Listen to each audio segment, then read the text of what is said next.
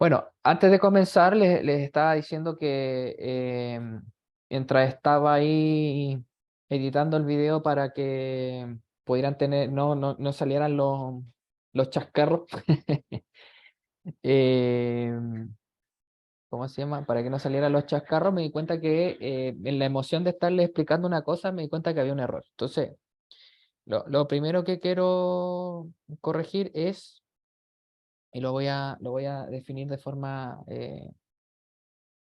gráfica, ya, lo voy a colocar en la pantalla de mi iPad. Ya, lo vamos a poner al tiro acá, la pizarra. Vamos a compartir la pizarra.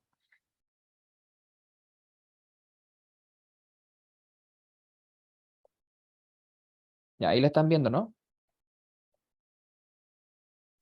Sí, profesor. Ya, la constante de Faraday, ¿qué les había dicho yo? ¿Se acuerdan o no? Sí, señor. Ya, a ver, ¿qué les dije?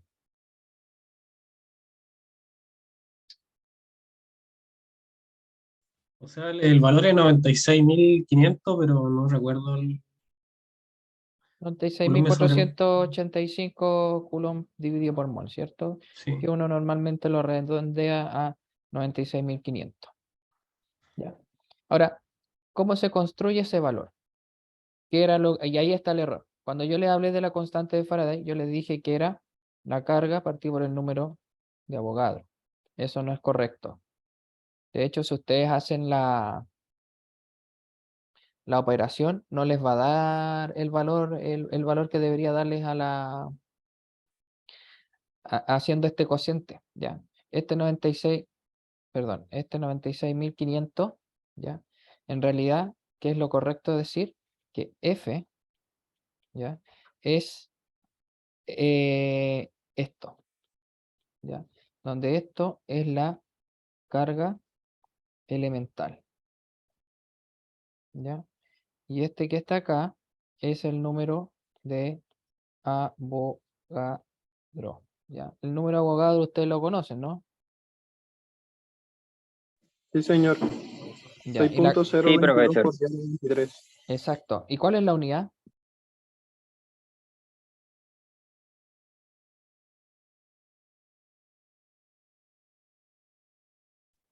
Moléculas o átomos, según lo que dice. Ya, si ustedes lo establecen a partir de la relación, la unidad en realidad es mol a la menos 1, ¿ya? Si lo establecen como un mol igual a, ¿ya? O sea, para no enredar más la historia, por ejemplo, esto, todos sabemos que es igual a un mol.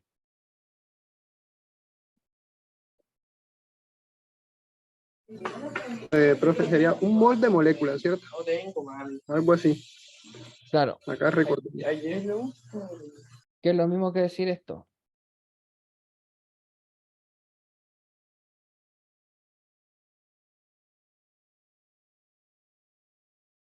¿Ya? Correcto, profe. Perfecto. La carga elemental, ¿ya?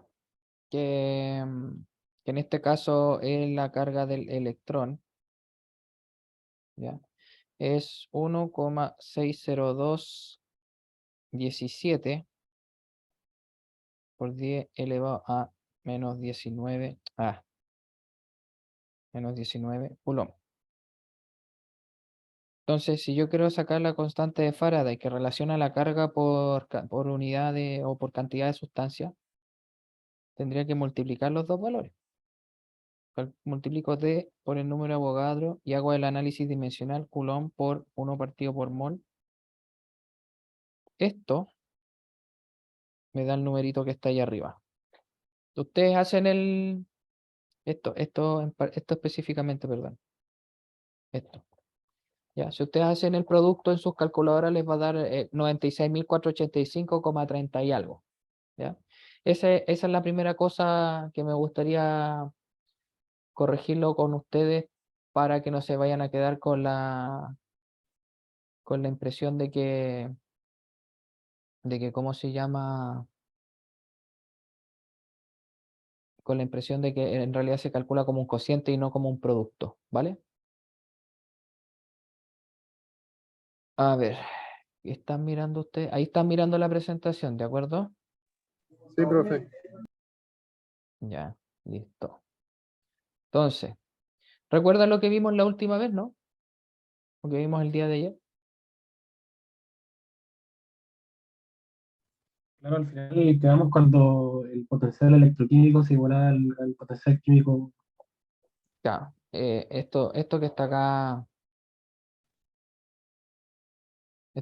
¿cierto? Esto fue lo último que vimos y podemos entonces ahora ver que una diferencia de potencial químico está supeditada entonces a la diferencia potencial por la constante de Faraday por los electrones involucrados en el proceso, en un proceso redox.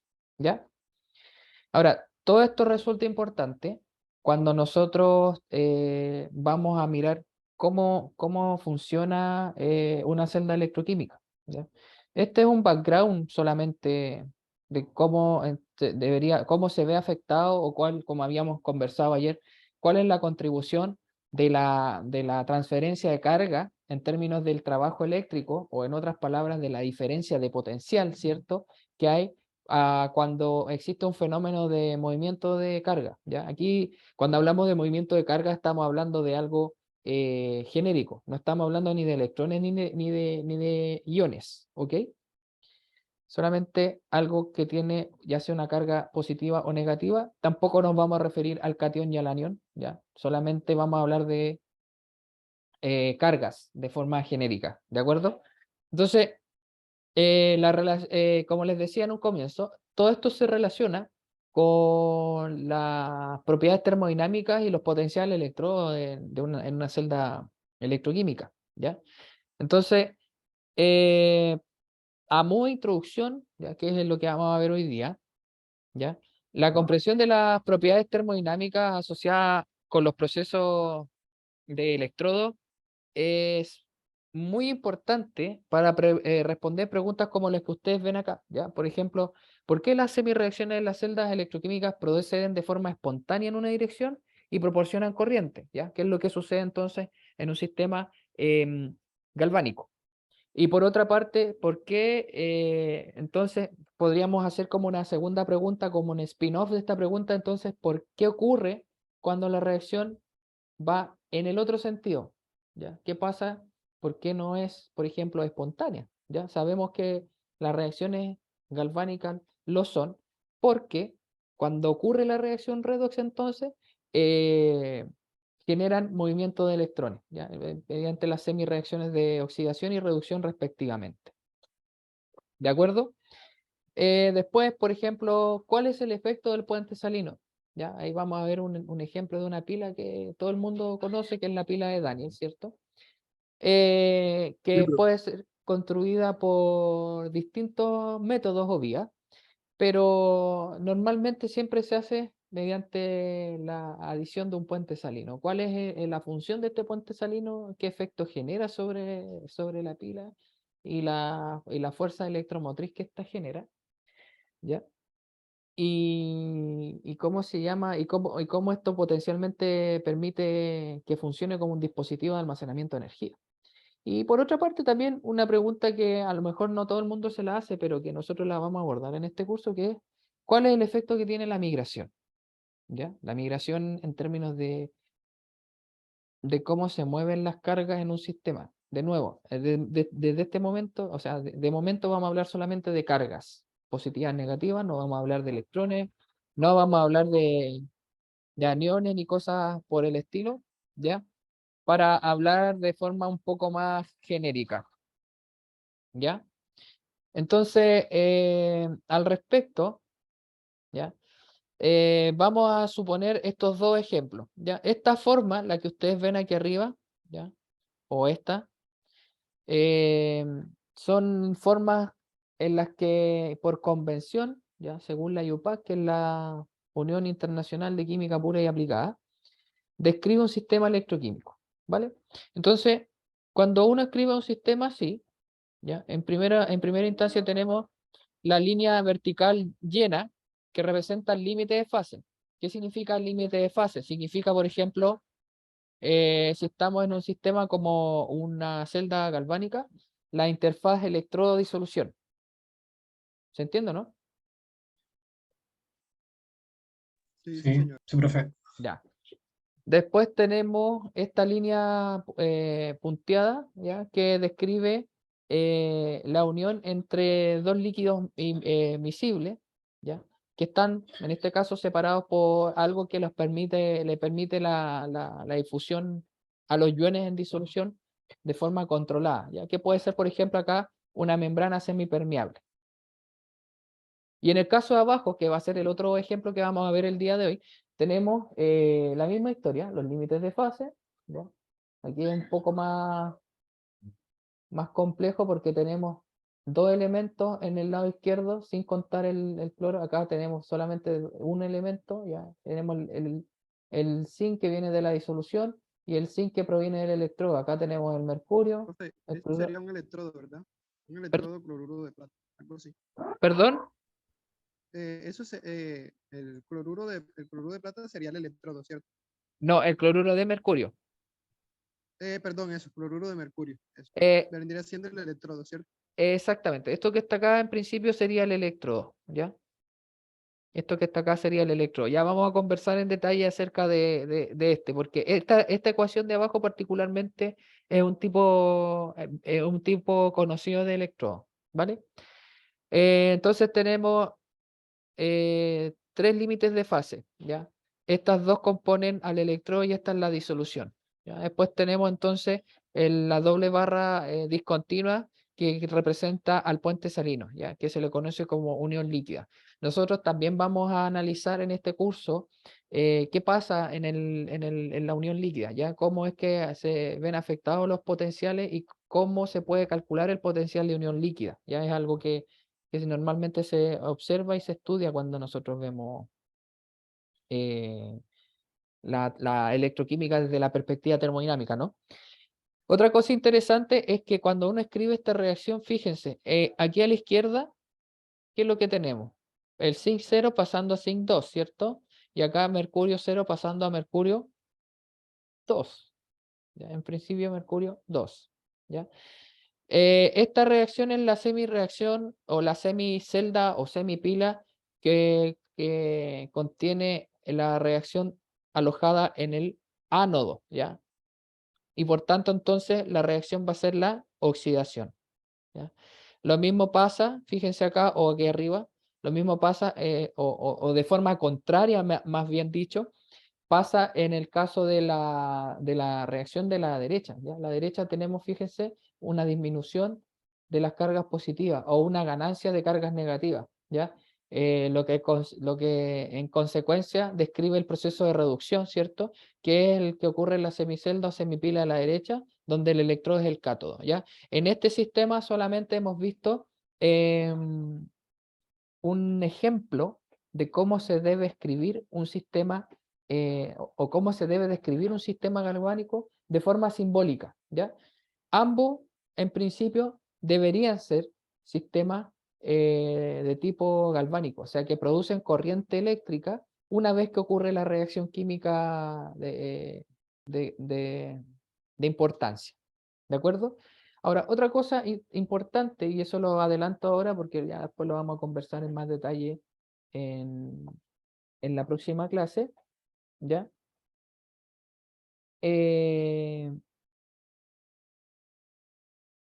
Eh, ¿Cómo se llama?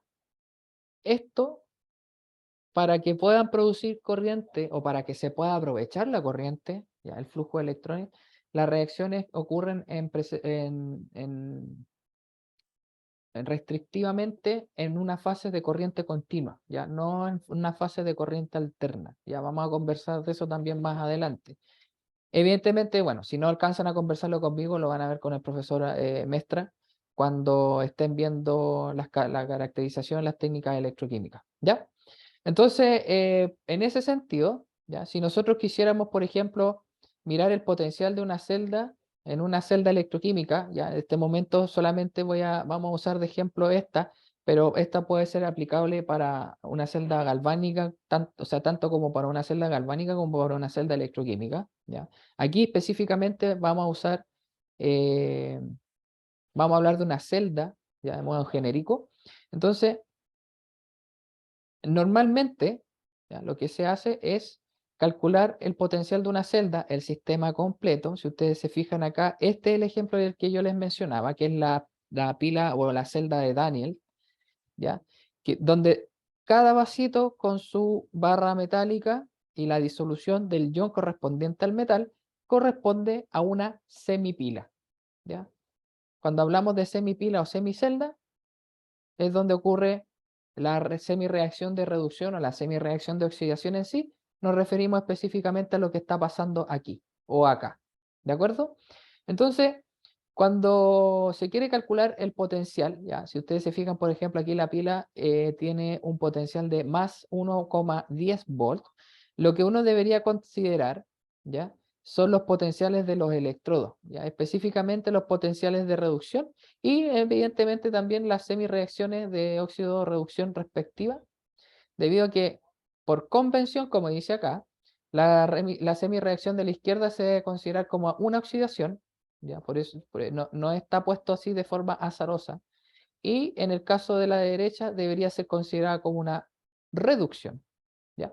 Por tanto, si nosotros queremos calcular el potencial de celda, como aparece en la fórmula que está acá abajo, se toma entonces el potencial de la derecha, es decir, el de reducción, menos el potencial de la izquierda, es decir, el de oxidación. Y aquí tenemos entonces la reacción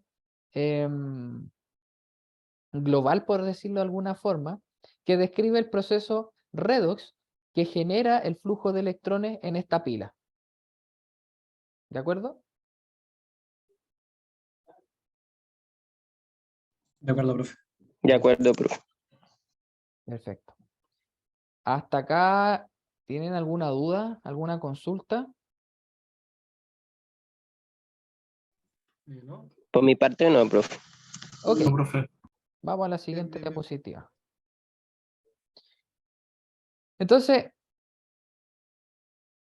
Profe, disculpe, E, una preguntita. ¿Podría regresar nuevamente a la diapositiva? sí, dígame. Profe, pregunta, ¿es válido afirmar que siempre, o eso depende de algo, de que la oxidación se dé en el ánodo y la reducción en el cátodo? ¿Siempre se da de esta manera o hay excepciones? Mira. ¿Dónde está esto? Acá. ¿Te acuerdas de esta tabla?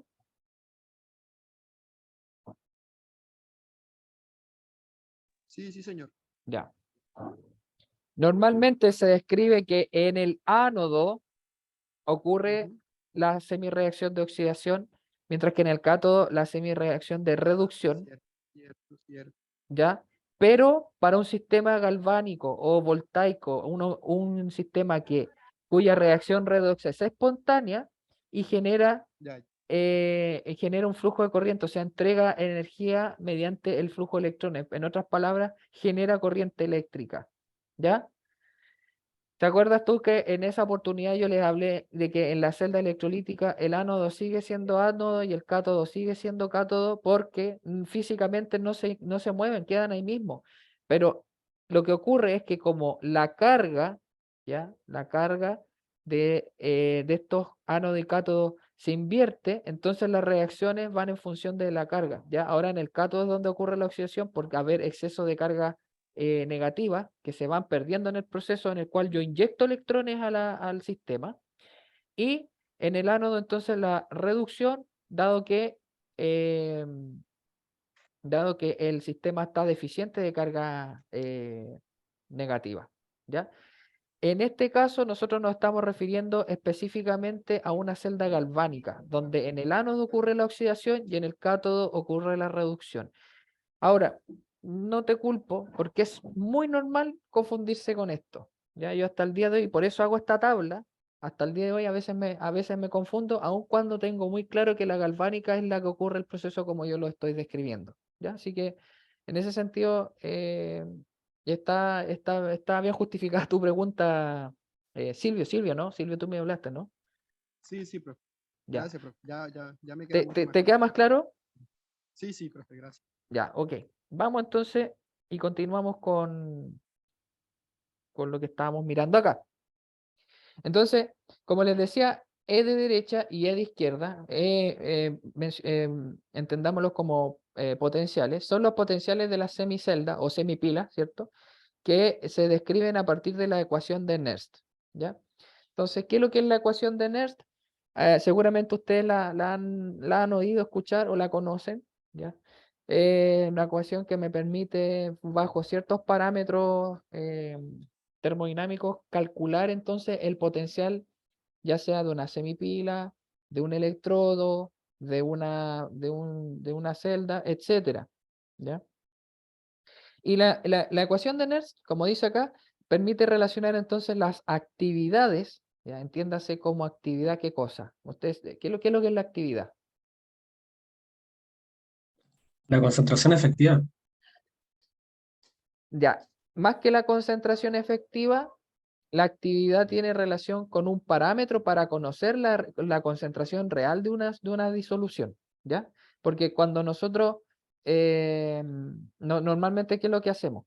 Cuando la concentración la calculamos en condiciones, entre comillas, ideales, usamos básicamente ¿cómo se llama? La molaridad, ¿cierto? En una disolución. ¿De acuerdo? Sí. Ya. Entonces, la molaridad, nosotros sabemos que es el número de moles por una cantidad determinada de volumen. Y eso está descrito en función de mol partido por litro, que la unidad finalmente es molar. Pero esa es la concentración sin tener en cuenta todos los efectos de las interacciones que hay alrededor, la solvatación, las impurezas, etcétera, etcétera, etcétera, etcétera, etcétera. Cuando yo tomo esa concentración y aplico la actividad, conozco, como dices tú, la concentración efectiva. Cuando yo conozco la concentración efectiva, básicamente lo que hago es multiplicar la molaridad por qué cosa. Por el coeficiente de actividad. Exactamente, ¿ya? Entonces, si bien me dice la concentración real o efectiva, a mí más bien me gustaría describirlo como un parámetro para conocer eso que ¿cómo se llama? Que habías descrito tú. Aquí, ¿qué me habló? Carlos me habló, ¿cierto? Sí, profe, sí. Ya. Bien, Carlos. En todo caso, igual lo vamos a ver más adelante y se van a dar cuenta que es más o menos lo que estábamos discutiendo recién. Ya, ahora, el potencial de electrodo, ¿cierto? ¿Ya? De la semireacción y su potencial de electrodo estándar E0, ¿ya? Aquí por el tipo de letra que uso me sale 0 barra, pero es E0, que es el mayor potencial relativo al electrodo de hidrógeno, el electrodo normal de hidrógeno, que es el ENH o NHE como su sigla en inglés, ¿cierto? Cuando las actividades de las especies son unitarias, es decir, cuando la actividad es igual a 1 para una semireacción genérica como la que aparece entonces aquí en la presentación, ¿ya? Esta es la especie oxidada que cuando gana electrones, ¿cierto? Se transforma en la especie reducida, ¿ya? Aquí me acabo de dar cuenta, chiquillos, vamos a corregirlo inmediatamente, denme un momento. Denme un momento. Me acabo de dar cuenta que hay un error ahí. Ya está corregido.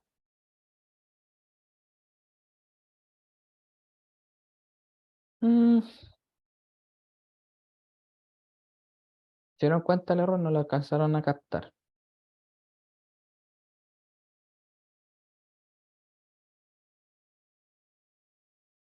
Ya. Aquí N, ¿ya? Vamos a seguir con el puntero. Sn, ¿ya? Es el número estequiométrico de electrones transferido a la especie I, que es la especie, en este caso, es la especie oxidada que se reduce. Ya, esta es una reacción genérica es una reacción genérica de reducción en este caso, ¿ya?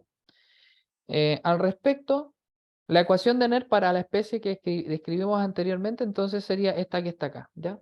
El potencial E es igual a E0 menos RT NF, ¿ya? Donde N, ¿ya? N es el número de electrones y la suma de todos los productos del coeficiente estequiométrico por el logaritmo natural de la actividad de la especie, ¿ya?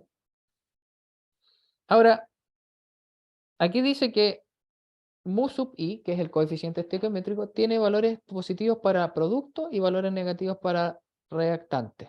¿Por qué será?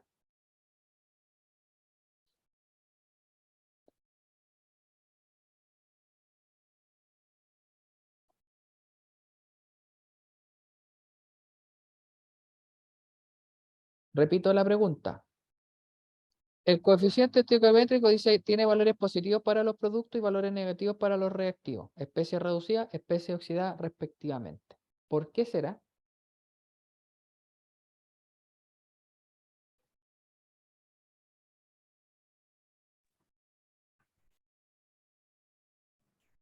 ¿Por qué hay pérdida de electrones, profe?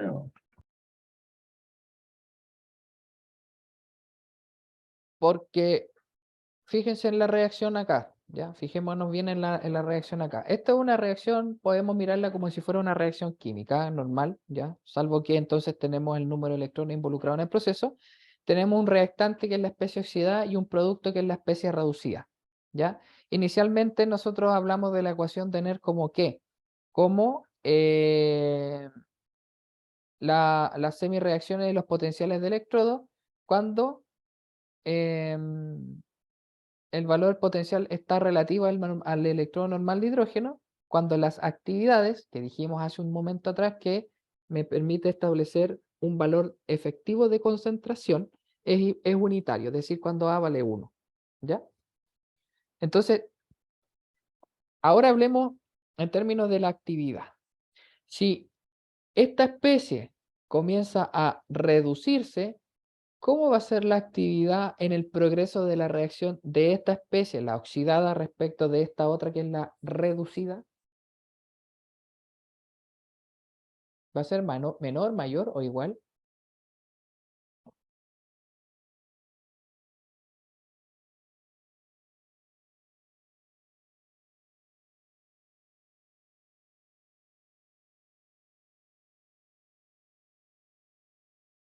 Chiquillos, ¿me entienden la pregunta o no? Disculpe, sería menor. ¿Puedes repetirla, profe?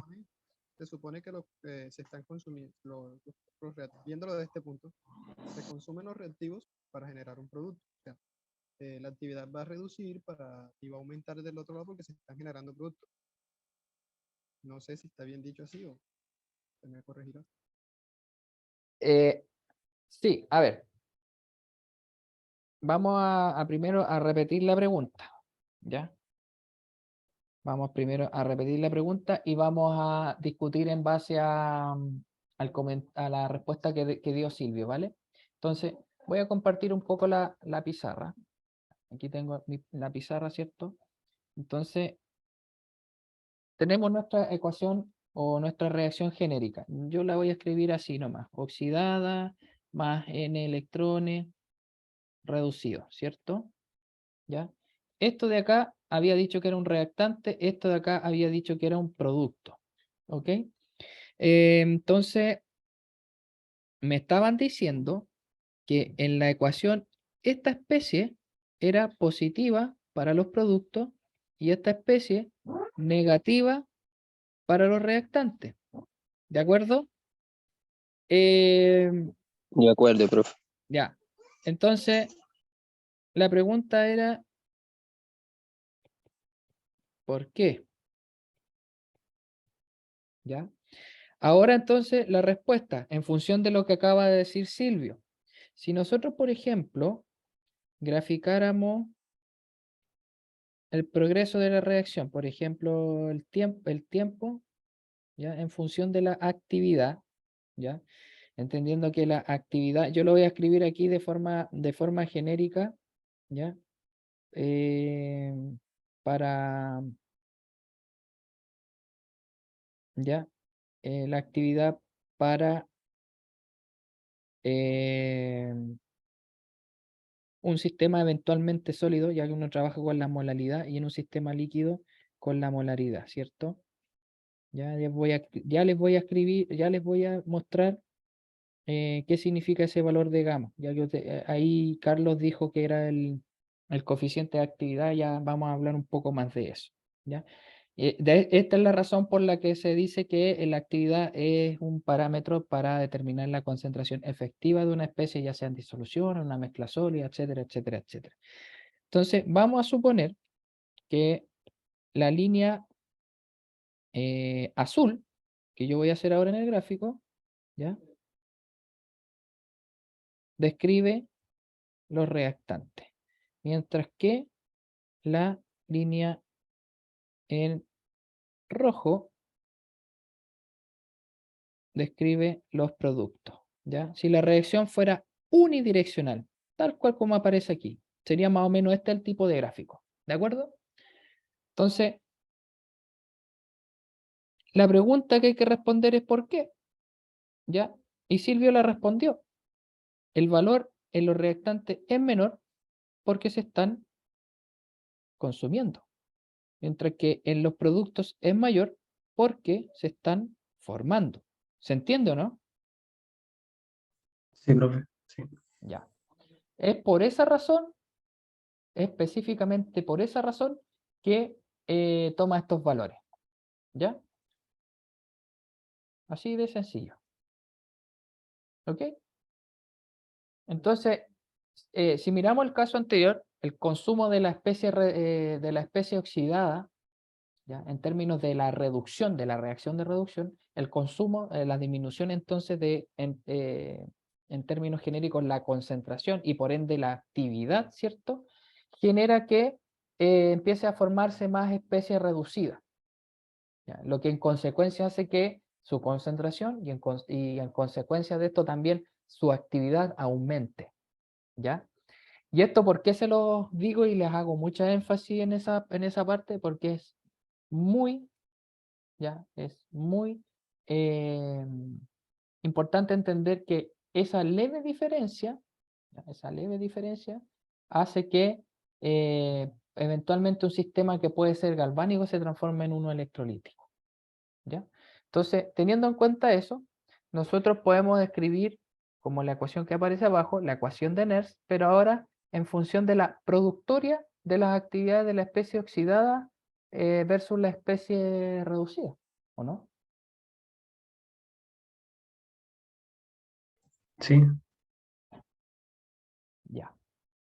Ok. A ver, nosotros mañana en el taller vamos a ver de dónde sale la ecuación de Nernst o cómo se construye la ecuación de Nernst. Y también vamos a ver qué información proporciona, qué relación tiene esta con la fuerza electromotriz, la FEM, y de qué depende la fuerza electromotriz en términos si depende, por ejemplo, de la concentración, de la temperatura, eventualmente también podría depender de la presión. Dependerá básicamente del tipo de sistema que estoy trabajando, ¿ya? Porque yo muestro la ecuación acá y ¿cómo se llama? Con sus conocimientos previos ustedes deberían ya saber cómo es que se arma esta ecuación. ¿Ya? Yo igual un poco para reforzar esa idea de cómo se hace o cómo se construye esta ecuación de Nernst, les voy a mostrar entonces eso en la clase de mañana de taller. ¿Ya? Como les decía, los talleres son para ese tipo de cosas. ¿Ya? Vamos a hacer en alguna oportunidad ejercicio. Ahora tenemos muy pocos contenidos como para empezar a hacer algunos ejercicios de aplicación, pero la idea es esa, ¿de acuerdo? Bien, continuamos entonces y si tenemos ya una expresión que a mí me permite describir, ¿cierto? Me permite describir una ecuación de Nernst que me permite saber el potencial o la diferencia potencial de un sistema redox, como la ecuación que tenemos aquí arriba. Veamos esto aplicado entonces en un ejemplo. ¿Ya? Vamos a mirar esta ecuación que está acá, que describe entonces la reducción de manganeso desde manganeso 4 en su forma de óxido de manganeso a manganeso 2. ¿De acuerdo? De hecho, así como dato rosa, como esos datos que a nadie le importa, ¿cierto? Esta reacción es súper estudiada en la química general, dado que es la típica reacción en la que tenemos permanganato en medio ácido, que le agregamos un poco de ácido sulfúrico, ¿ya? pasa a un sólido café, y cuando nosotros agregamos el peróxido de hidrógeno, sí, bien digo, el peróxido de hidrógeno, ese sólido café se disuelve y se pone incoloro. ¿Vieron alguna vez esa reacción o no? Sí, profe. Sí, le he visto Ya. algunos videos. Profe, Sí, una cuando... preguntita. ¿Perdón? Disculpe que lo interrumpa. Una preguntita. Yo tengo una lucidez así de que también la ecuación de Nernst es posible expresarla en logaritmo base 10, ¿verdad? Sino que acá la estoy viendo en logaritmo natural. Pero creo que Sí, también se puede. sí. Inicialmente está expresada en términos de logaritmo natural, ¿ya?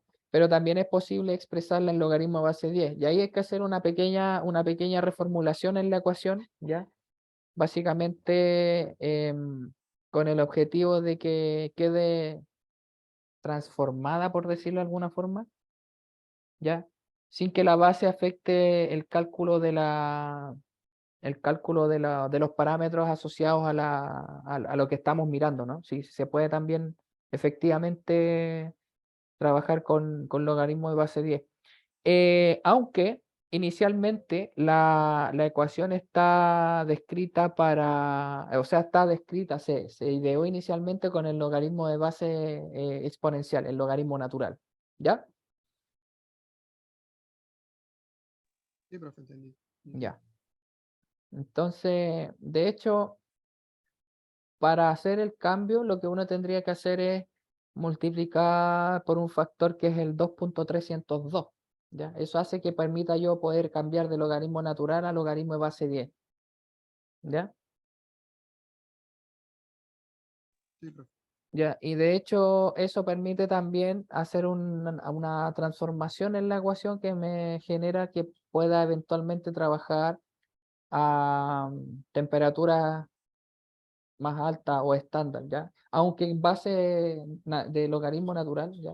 En base exponencial, igual se puede trabajar en condiciones estándar de presión y temperatura, ¿no? O sea, no es un problema aquello, ¿ya? Ahí está eso que le estaba mostrando ahora, ¿ya? Eso. Ya. Entonces, vamos de nuevo a la PPT, ¿eh? Ahí está, ¿ya?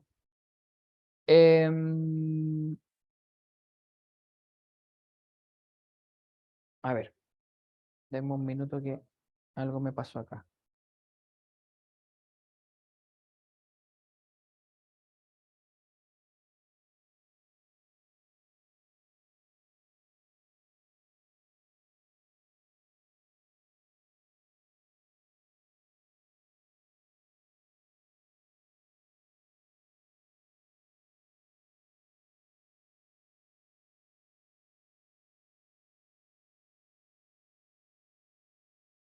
¿Lo ven bien, no? Ahí está, ¿se ve bien? O sea, algo había pasado. Sí, se ve el PPT. Y ahí se ve el PPT. Sí, sí, no, sí. Hace un rato atrás puse la ecuación de NET para que vieran que sí, efectivamente se puede cambiar la base del logaritmo, ¿ya? Era para eso. Lo que pasa es que no sé, como que se me quedó pegado el mouse y no me dejaba mover el puntero. O yo al menos no veía el puntero, eso era lo que había pasado. Ya. Ok.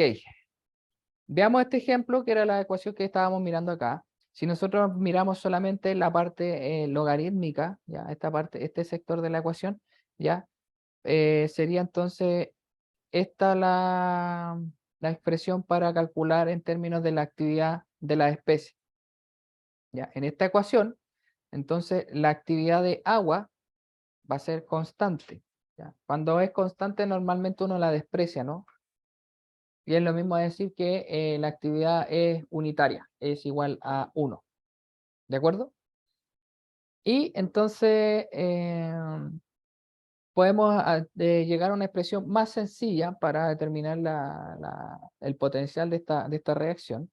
Pero es importante destacar que en la ecuación de Nernst se puede hacer solamente, ¿ya?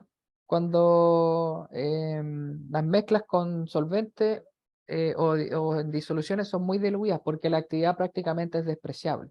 Sin embargo, cuando estas son concentradas o muy concentradas, que normalmente va a ser el caso en el que nosotros vamos a estar en contexto, ¿cierto? No vamos a poder hacer omisión de la actividad de alguna de las especies, ya sea porque está en estado puro o porque están o sea, porque están muy concentradas, ya se debe incluir, ya. Por eso dice acá que se expresa en la ecuación de NER, excepto en el caso de una mezcla de otros solventes o en soluciones muy concentradas. ¿De acuerdo? Ok. ¿Hasta acá hay alguna duda? No, profe, Profe, ninguna. me iba a comentar que en algún ejercicio que hacíamos nosotros en electrometalurgia, el ácido sulfúrico, por ejemplo, estaba valores de 2 molar, o 180 gramos por litro, y se utilizaba igual, se aproximaba la actividad del agua a 1, pero igual eran aproximaciones, o sea, yo creo que son para los ejercicios, ¿no? Porque en práctica no creo que se pueda hacer eso. O sea, a ver, ya, voy a hacer una pequeña corrección en lo que dije. Aquí, por ejemplo, dice que en la ecuación anterior, ¿ya? La concentración del agua es aproximadamente constante, o sea, la actividad, y se desprecia en la ecuación de Nernst. ¿Por qué creen ustedes que en este caso particular se desprecia? ¿Qué es lo que es el agua? Un líquido. ¿Ya? Uno podría decir ya sustancia pura, normalmente para situaciones de equilibrio se desprecia la concentración de agua, ¿cierto? Ya, por norma uno dice que en situaciones de equilibrio, porque lo que tenemos acá, ¿ya? Este cociente entre actividades básicamente es el cociente de reacción, ¿o no? ¿Conoce usted el cociente de reacción? Sí. ¿Ya? Y que el cociente de reacción es un cuasi equilibrio de reacción. En realidad no lo es porque describe lo que pasa antes de alcanzar la situación de equilibrio, pero a uno le da la idea de lo que podría estar eventualmente pasando en una reacción química cuando se alcanza el equilibrio de reacción, ¿cierto? Ahora, otra cosa que hay que considerar es que el agua en un sistema como este, ¿ya? Es el solvente, o sea, la concentración, ¿cómo va a ser?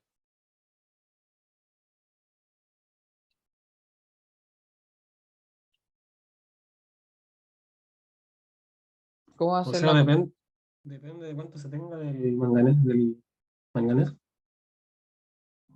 Pero, O a ver, sea, tenemos manganeso, vamos a suponer que tenemos manganeso 0,5 molar,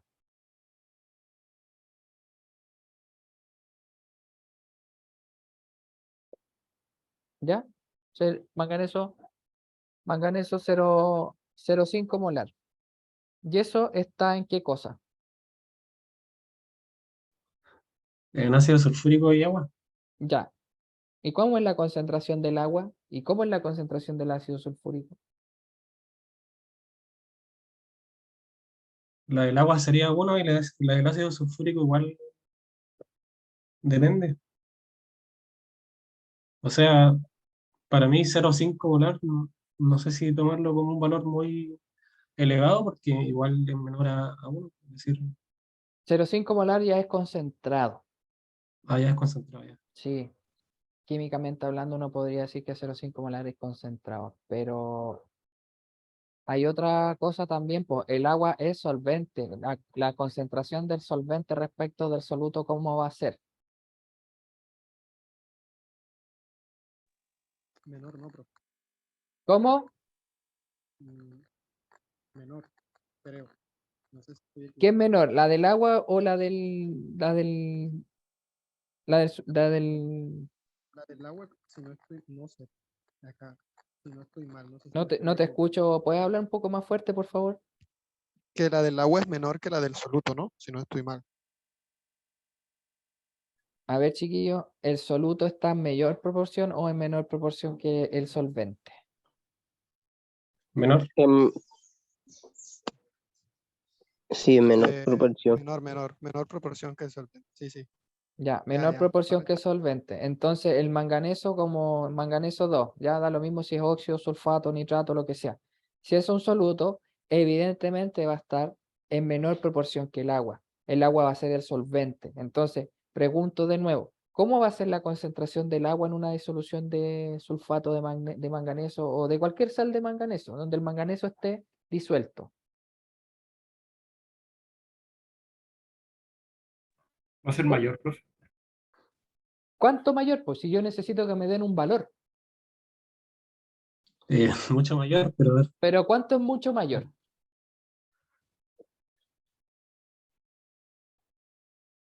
Yo necesito que me digan un valor que se moje en el potito y me digan 1, 0, lo que sea.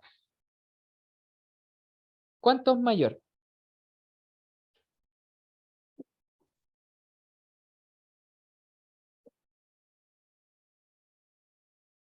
¿Les suena la palabra infinito? sí, Ya.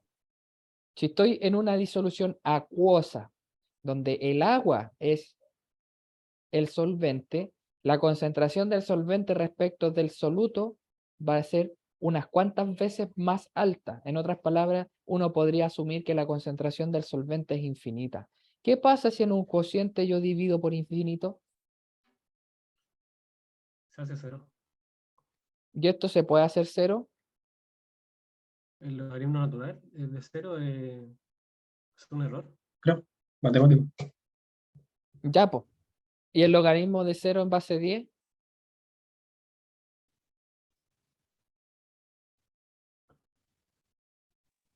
También de ¿Cómo el error. logaritmo de cero así? Ah, también. O sea, el logaritmo, el otro logaritmo también, sería un error. Sería un error, ¿cierto? Porque se indefine. Ujú. Matemáticamente se indefine, ¿cierto? Entonces, y de hecho, si ustedes hacen el ejercicio con la calculadora, les aparece error matemático. ¿Lo han hecho Sí, alguna vez o no? sí, lo acabo, lo Sí, acabo de profe, hacer. correcto. Yo creo que están ahora con la calculadora en la mano haciendo el ejercicio de ver qué pasa con Sí, sí, el profe. Sí, sí o no. Bueno, eso está bien, pues está bien. Allá, entonces, yo para evitar ese error en el cálculo, ¿qué asumo o qué digo?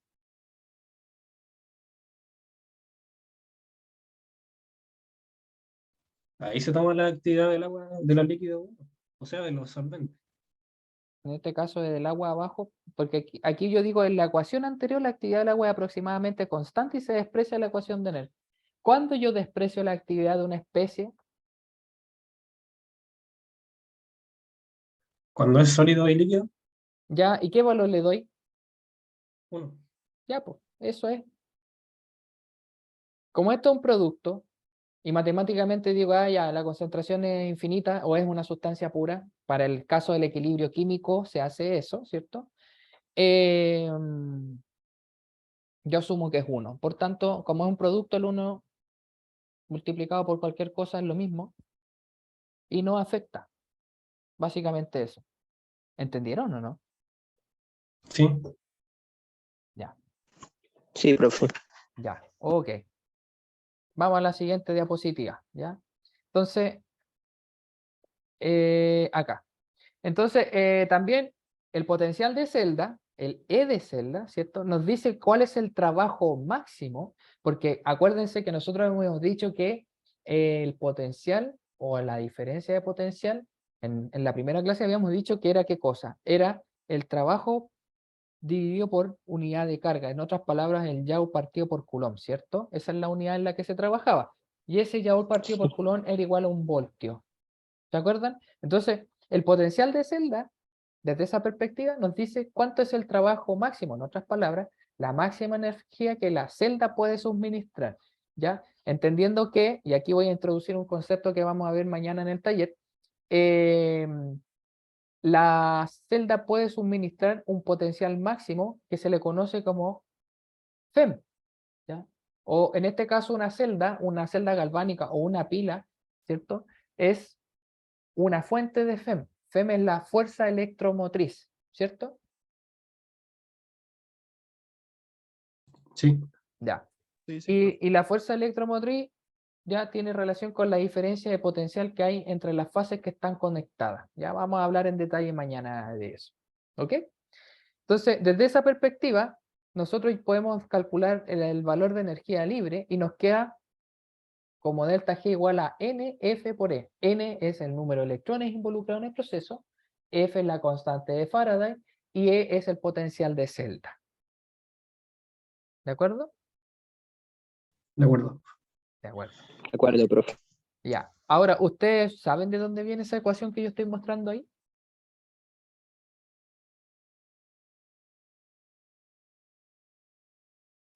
No, o sea, yo sé que de ahí se deriva la ecuación de Nernst, pero, pero sobre el NSE no lo sé. Ya, bueno, sí, de aquí precisamente es de donde sale la ecuación de Nernst, pero también hay que aplicar la termodinámica que ustedes conocen. Usted, al menos, yo sé que, yo no desconozco la formación de Lucas y Silvio.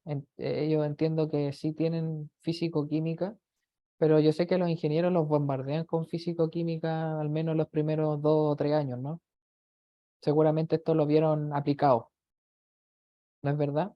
O sea, nosotros vimos termodinámica separado de la físico-química, y en físico-química en realidad no fue muy profunda porque fue como una introducción a la metalurgia y luego vimos eh, algunas cosas para la flotación de la energía libre de superficie. Ya, por eso Y les luego, decía, es más aplicado. claro, Sí, profe. potencial Z vimos, Ya, y la termodinámica la vimos separada, conjunto cinética química. En realidad se llama cinética metalúrgica, igual le metían cosas de metalurgia, entonces no era tan profunda. ya. ¿Y Silvio y Lucas? Profe, pues nuestra termodinámica es un poco más teórica. El profesor que nos las da a nosotros, pues enfatizaba un poco más a la parte de demostraciones y ese tipo de cosas. Pero era muy teórico, no era tan práctico. O sea, más que todo, todo era sistemas ideales y muy poco tocábamos sistemas reales y lo llevamos a, como por decirlo así, a algo mucho más práctico. Más que todo se enfatizaba en lo teórico. Ya, bueno. Mañana vamos a aclarar todas estas ecuaciones y dudas y cosas que hay al respecto. ¿Ya? Ahí les voy a mostrar de dónde sale esta, cómo yo puedo calcular, por ejemplo, toda la termodinámica de un sistema electroquímico, delta H, delta U, delta S, todas esas, el CP, el CV, todas esas variables termodinámicas que ustedes seguramente han usado en otros procesos, aplicadas, pero entenderla desde la perspectiva de la termodinámica misma, ¿no? Entonces, con la ecuación que tenemos ahí, nosotros podríamos eventualmente saber la energía libre de Gibbs del sistema electroquímico, ¿ya? Ahí relacionamos la cantidad de materia con el potencial aplicado o el potencial, en otras palabras, el potencial generado por la celda, ¿cierto? Entonces, como dice acá, es evidente tener en cuenta, ¿ya?, que al retirar energía, el retirar energía se refiere a que se libera, ¿ya? No al retirar, sino que se libera energía, ¿ya? Se disminuye la cantidad de sustancias que no se convierten, ¿ya? Y eso se refleja en cambios en las concentraciones de las especies en fase líquida, ¿ya? Sin embargo, en la fase sólida no hay alteración de la actividad, por lo tanto se puede aceptar como unitaria. Ahí entonces la relación de por qué nosotros en sólido y en líquido normalmente asumimos que A es igual a 1. ¿Sí? Ya. Entonces, vamos a aplicar estas dos ecuaciones que vimos recién, ya la ecuación de Nernst y delta G en un sistema tipo, ¿ya? Las tipos eran esta ecuación, ¿se acuerdan la que vimos al comienzo? Sí, profe. Este es el sistema o lo que pasa, digamos, en una celda en una pila de Daniels, ¿ya? Si nosotros escribimos la reacción iónica, ¿ya? La reacción, en este caso iónica neta, sin involucrar el intercambio de electrones, es la reacción que tenemos acá, ¿cierto? Después, si nosotros queremos describir la semireacción de cada una de las especies, tenemos entonces esto. Ya recuerden ustedes que esto viene de la tabla de potenciales normales de reducción. También vamos a ver acá cómo es que llegamos a esos valores. Si ustedes van a la tabla y encuentran estos valores, van a ver que son los mismos que yo tengo acá. ¿Ya? Entonces aquí dice, como las especies son acuosas, tenemos actividad unitaria. ¿Ya? Luego, el potencial se puede usar como, el potencial de celda va a ser el de la derecha, menos el de la izquierda, En otras palabras, la reducción y la oxidación. ¿Ya? ¿De acuerdo? De acuerdo, profe. Ok. Sí, profe. Nos da entonces que el potencial de esta celda es de 1.10 volts. ¿Se acuerdan de la pila de Daniel del ejemplo que yo mostré en esta diapositiva? Ahí está. Ahí está el por qué tiene ese valor. ¿De acuerdo? Sí, profe, de acuerdo. Ok. Si nosotros calculamos ahora su valor de delta G0, ¿ya? Tenemos N por F por E, ¿ya?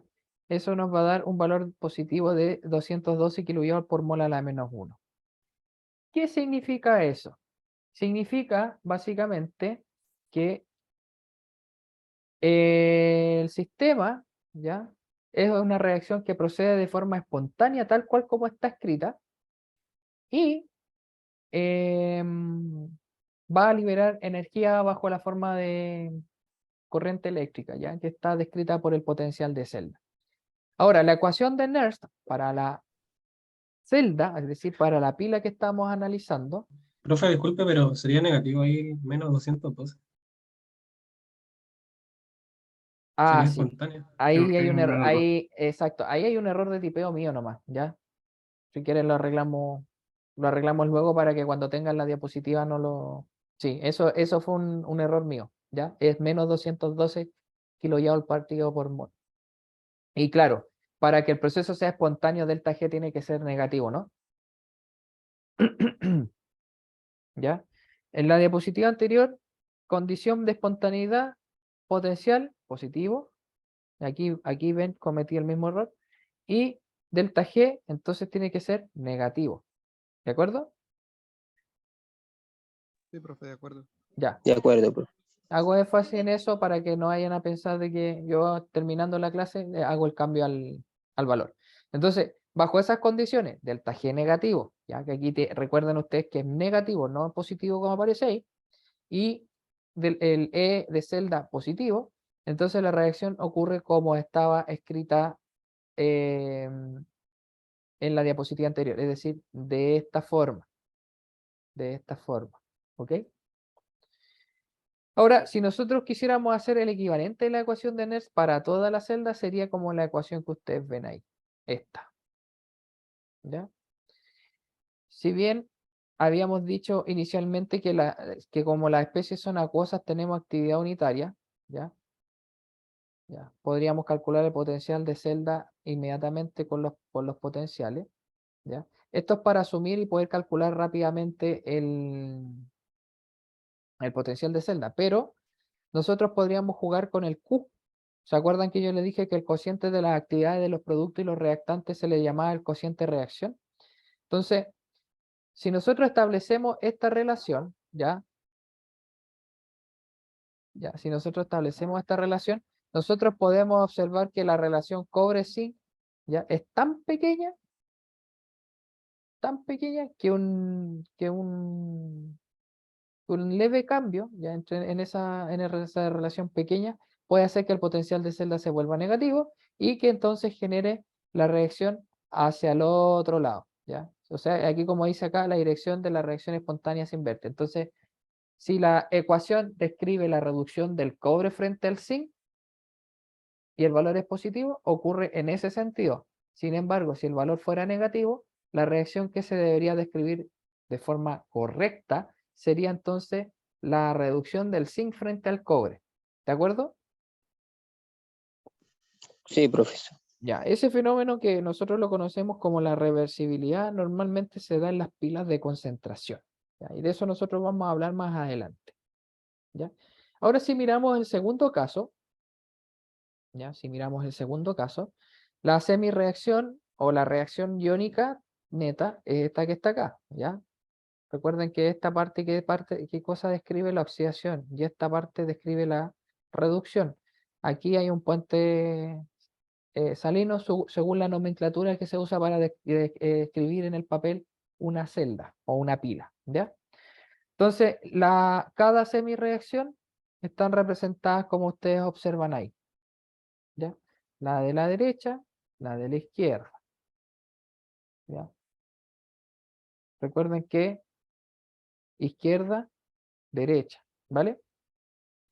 Entonces, de nuevo, como las especies son acuosas, tenemos la actividad unitaria y el delta S puedo usar como lo que aparece aquí, ¿ya? Y aquí sí, el valor de delta es negativo y el delta G es positivo, ya haciendo el mismo parámetro. Entonces, claro, si el potencial de celda es negativo y delta G es positivo, quiere decir que las actividades unitarias de la celda funcionan de forma espontánea, pero hacia el otro lado. La reacción debería escribirse como aparece aquí abajo y no como está escrita aquí, que si ustedes la ven, está al revés. ¿Lo ven?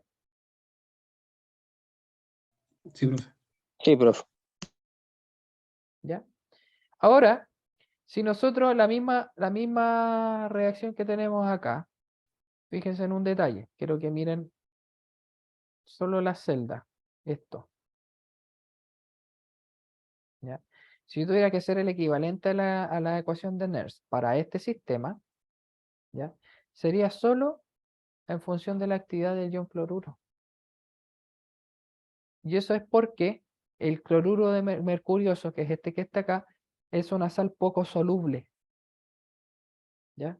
Es una sal poco soluble. Esto en principio en la reacción debería estar con un estado de agregación sólido, ¿de acuerdo? Por tanto, el potencial de la semicelda está supeditado solamente por la actividad del ion cloruro en la expresión que ustedes observan ahí, ¿ya?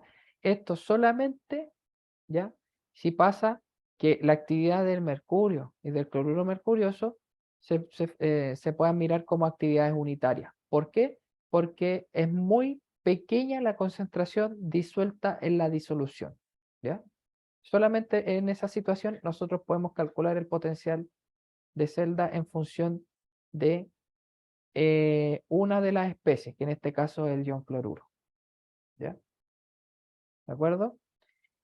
Esta situación particularmente se le conoce como el electrodo de calomelano. ¿Conocen el electrodo de calomelano, no? ¿O de calomel? Yo Sí, nunca sí, lo había escuchado, profe. No, profe. Ya. El electrodo de calomel normalmente es un sistema que se usa como electrodo de referencia, ¿ya? Y es muy popular entre los electroquímicos porque el potencial que genera este electrodo es muy cercano al del normal de hidrógeno, ¿ya? Es muy cercano al electrodo normal de hidrógeno. ¿Ustedes saben cuál es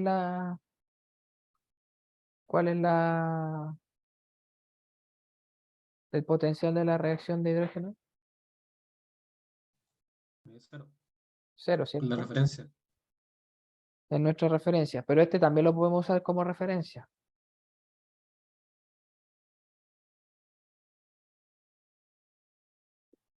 Pero es igual sería cero. Eh, Respecto de qué, Respecto de cualquier otra especie. eh, a ver, si yo mido el potencial de este electrodo respecto al electrodo normal de hidrógeno, ¿va a ser cero? No. No, ¿no es cierto? Pero si yo sé cuánto es y después uso este como referencia, este va a ser mi referencia, ¿o no? Sí, sí. Entonces, en otras palabras, un electrodo de referencia básicamente, ¿qué es lo que hace?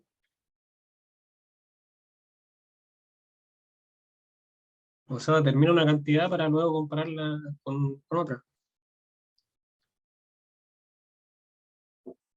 Un potencial. Y no es más fácil decir que te fija el cero.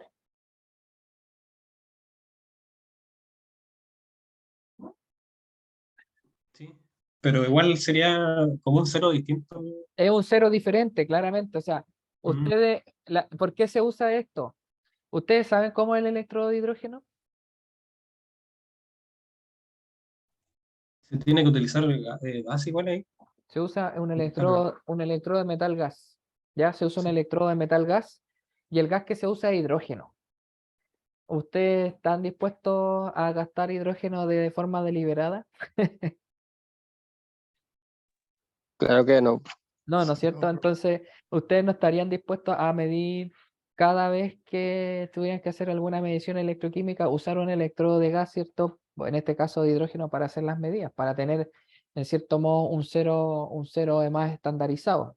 Es por eso que existen estos electrodos, estos son electrodos de referencia. Básicamente, los electrodos de referencia se usan para fijar el potencial de las reacciones, ¿cierto? En otras palabras, para fijar un cero arbitrario, ¿ya? Normalmente se usa este porque el potencial es mucho más cercano al del normal de hidrógeno que otros electrodos de referencia. Ya existen muchos electrodos de referencia, pero este es uno de los más populares. ¿Ya? Aquí está cómo se construye este famoso electrodo. ¿Ya? Esta es otra forma de mostrarlo. Aquí sí se considera la actividad del mercurio y del cloruro mercurioso, pero esto en la eventualidad que la actividad fuera considerablemente mayor que en una situación en la cual estas especies están diluidas porque son poco solubles. ¿De acuerdo? De acuerdo, profe. De acuerdo. Ok, vamos a la siguiente diapositiva. Veamos entonces el cálculo de potencial de celda. ¿Qué sería como correcto? ¿Actividades o concentraciones? Entonces, nosotros sabemos que el uso de la actividad en la ecuación de Nernst es evidentemente correcto, porque nos da un parámetro más cercano a la realidad y no una aproximación como en el caso de las concentraciones, ¿cierto? En otras palabras, sabemos la verdad, no la idealizamos. Cuando nosotros usamos la concentración, normalmente la idealizamos, pero cuando usamos la actividad, sabemos el valor real, ¿ya? O efectivo, como dijo Carlos al comienzo de la clase. Entonces, como dice acá también, es necesario o vale la pena, en otras palabras, ver la diferencia entre las actividades y concentraciones en general, ¿ya? También se puede hacer en función de las concentraciones, pero es importante que entendamos que hay un efecto en la concentración, cuando uno pasa de actividad a concentración, de cómo entonces esa diferencia sutil, porque la podemos ver como una diferencia sutil, hace una diferencia en el cálculo del potencial de celda. Entonces, eh, ahí dice que es claro que en soluciones relativamente concentradas habrá interacciones interiónicas que no ocurren en las soluciones diluidas debido a las grandes distancias interiónicas de estas últimas, ¿ya?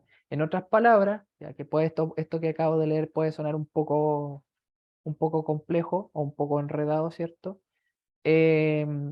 Cuando las disoluciones son muy diluidas, la actividad como parámetro efectivo de concentración se desprecia, ¿cierto? Prácticamente uno dice que es igual. ¿A qué cosa? A la concentración, ¿ya? Entonces, en ese sentido, ¿ya? La consecuencia está en la velocidad de migración de los iones, ya que es un fenómeno que nosotros vamos a ver en este curso, y normalmente se ve alterada por las distancias grandes entre iones, ¿ya? Entonces, eso puede, como dice ahí, disminuir o aumentar la actividad, ¿ya? Y eso está definido de forma implícita en la teoría de Weis-Hückel. ¿La conocen, no? Me suena, pero no recuerdo, profe.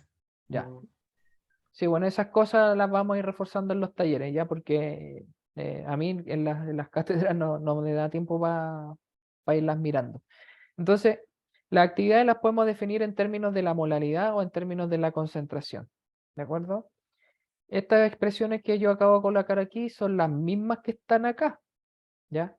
Son las mismas, donde ahora M o C, que aparecen en la expresión anterior, son estos cocientes, ¿ya? Estos cocientes son un subterfugio matemático para evitar de que los valores de actividad o los valores de concentración al aplicar el logaritmo sean negativos, porque que sean negativos no tiene sentido físico, ¿no? Entonces, este valor M0 y C0 normalmente se les coloca arbitrariamente un valor de 1, ¿ya? Y con eso se puede subsanar, digamos, este problema de que cuando uno hace el cálculo directamente, considerando la molaridad o la concentración molar de la componente, el valor del logaritmo natural o del logaritmo de base 10 sea negativo. Ya básicamente es un arreglo nomás, no tiene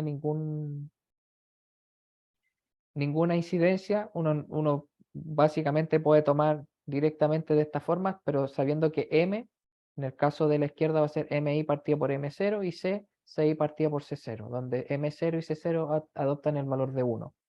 ¿Ya? Entonces, gamma sub M va a ser el coeficiente de actividad en función de la molaridad, mientras que gamma sub C va a ser el mismo, pero en función de la molaridad, es decir, la concentración molar. Entonces, los factores de los coeficientes, ¿ya? Estos gamma, son factores de proporcionalidad entre la actividad y la concentración. Cuando yo quiero saber la concentración molar, entonces yo pesco este gamma y lo divido por la actividad. ¿Ya? Supongo que eso lo vieron en alguna oportunidad, ¿no?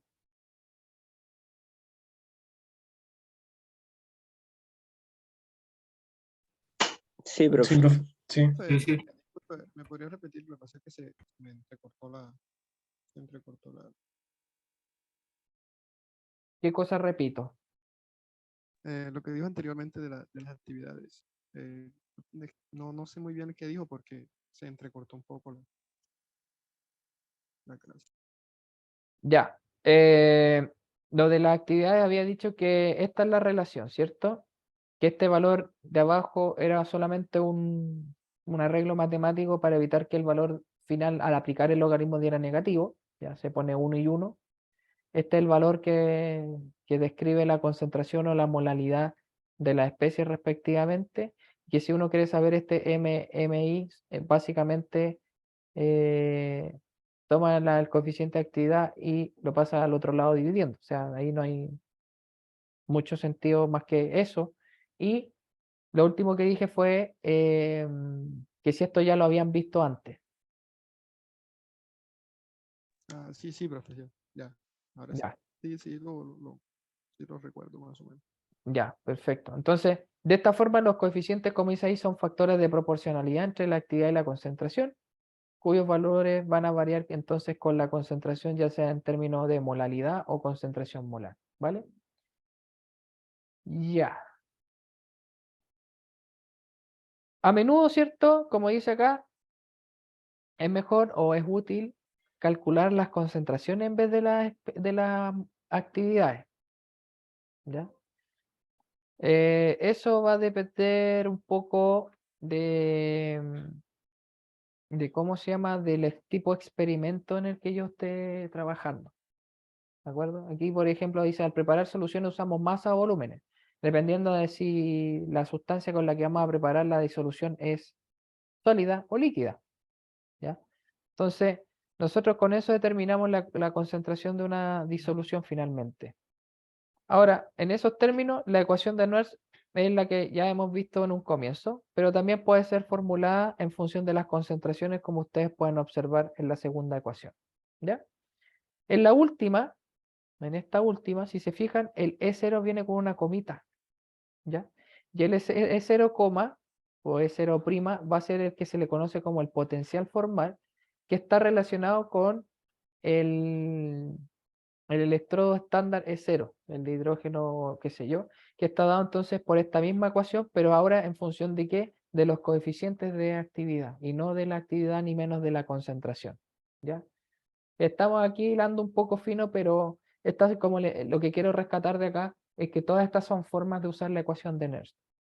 ¿Ya? Entonces, veámoslo con un ejemplo. ¿Ya? Normalmente, cuando medimos el E0' es relativo a un electrodo de referencia. ¿Ya? Sin embargo, hay veces en que cuando se hacen las mediciones a distintas concentraciones, si extrapolamos a un valor 0 de concentración, pasa de que se puede obtener valores de E0 sin la comita, ¿ya? Es decir, como está descrito en esta parte, ¿ya? Este es 0, este. ¿De qué va a depender eso? Es porque dependiendo de la concentración van a haber reacciones secundarias, ¿ya? Que son las que describe acá como las perturbaciones por otras reacciones. Y aquí dice normalmente debidas al complejamiento, ya sea puede ser solvatación, formación de algún compuesto de coordinación, alguna cosa por el estilo, ¿ya? Y aquí tenemos un ejemplo, fíjense. Tenemos el E0' y E0 de la titulación potenciométrica de hierro 2 con cerio 4, ¿ya? Esto está en una disolución de ácido sulfúrico 0,5 molar. Pregunta, aun cuando aquí lo dice más abajo, 0,5 molar es 5 por 10 a la menos 1, ¿cierto? Sí. Ya. Eso me va a dar un pH más menos 0. Así para efectos prácticos, si yo calculo el pH, me va a dar un pH 0. Entonces, si yo calculo los potenciales relativos al normal de hidrógeno, nosotros tenemos el potencial estándar, ¿ya? ¿Qué significa estándar? Que están medidos a 298 Kelvin y una atmósfera de presión. Tenemos este valor. Y los formales, que son L0', ¿ya? Tienen un valor bastante distinto. Difieren bastante. ¿Lo ven o no?